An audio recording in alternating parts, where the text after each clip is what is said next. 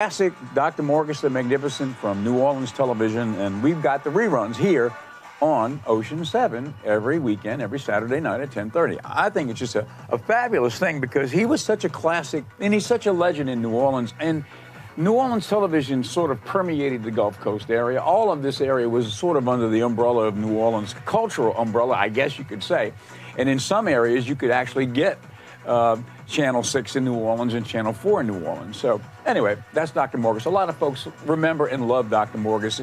I know that when I think about growing up in the New Orleans area, my memory about television was, really centered on watching Morgus the Magnificent scare us every Saturday night.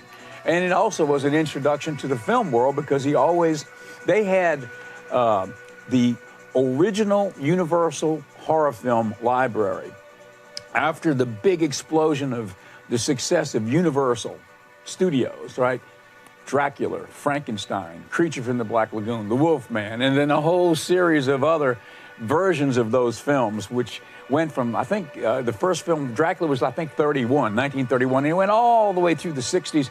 And of course, then about that time, you had Hammer Films sort of copied that model in London, and they created a studio, Hammer Studios, and they came out with more Frankensteins and more Draculas and everything, but a more Gothicized London version of it, which are now also classics. But that whole horror thing, as it evolved, okay, when television came out, Universal success was basically in the cinemas, right? So it wasn't really on television.